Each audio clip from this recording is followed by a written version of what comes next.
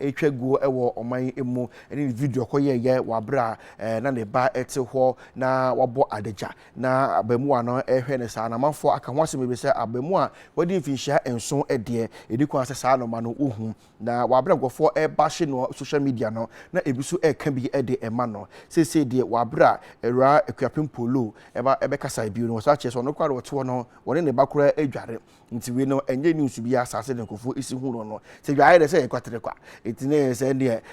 wonya to nsam sunu mu de odi nti de ene beko asamado ejije se no se de nkofo ka ne nyina no beso ka se wode ne ba ne kura adware ni nyina mu no ene ewura ne sa to aso ede tu dwa a wo che se de osi ka asem no na obeso wo kire ne ba ne ese ono ene na ene wode ne eba wiase de gemu no wode ne eba nti kuduru ba bi na se bi a abofa ne hu se ne mame eda jeja so saa wo se okai hu se mame ebo a mentini no se mame eda edeja wo se mesumutimi ebo no ba nye bibo ne bi a nti na ema no koye saa foto ni ade a aba abonti enkofo eka ho asem no asem yiti ye kwa homaso nan ne opanipa edema Child Right International opani bright apia akakodi enkomo isan so opani no so eka nkwada mu nsem a obo no modern panel so no yesi ewura bright apia na homa no enko nti dachi bia no yehwese yensa beka na afi ne di enkomo sanse amanfo kasa bebri echirimu ese di Akuapem Poloo ye no omo ani nye ho bisu chese pa onto aso ano woni nti ese no emu achemienu achesa akoye ense bebri nti police for cross no etu yensa de efre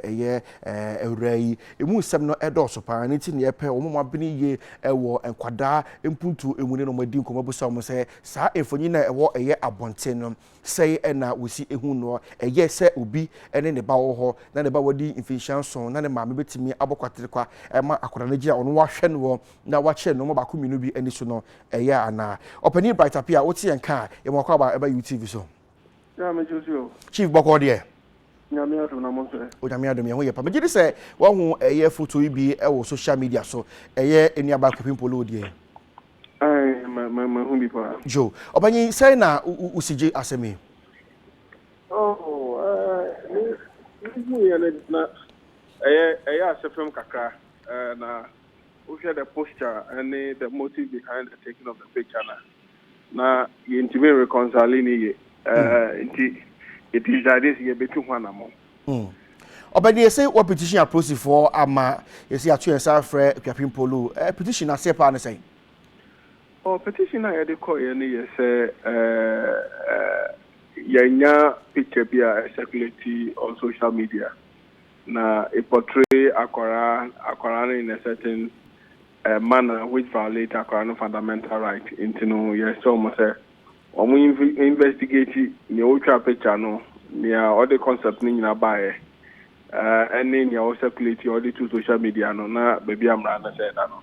omo to in this asemi na dey go to police for it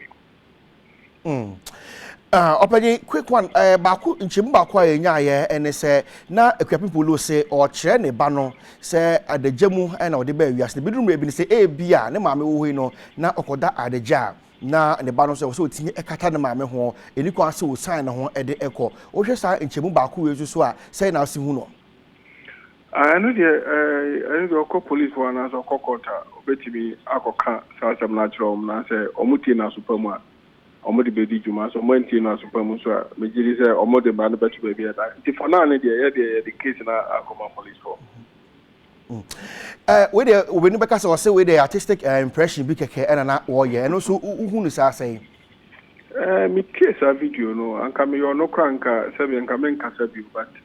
I don't know on one concept of what is artistic impression. Okay. You know what kind of artistic impression you are giving it a different definition altogether. You know or compounding the issue. MSN say uncle tina police for the Canonja Casano. Now the Encoraho seven of you and ye our phone.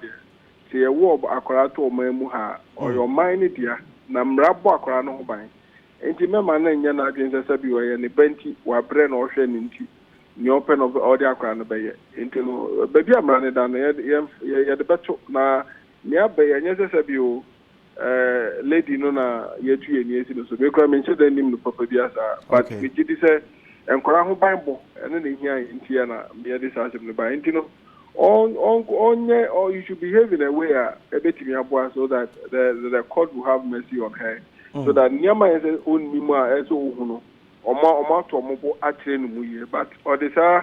Nyama I strongly believe or compounding the issue. It must say non share a dear friend artistic impression and then the definition now on share how it is. And for now I wouldn't consider things as a convincing statement at all. Yeah. Yo, I right said as a point, see me about so qua, media chain, I said, yeah, or coy, no so a person for can edit channel right up here, Child Writing International, and it's in Canada. The road is Yamia.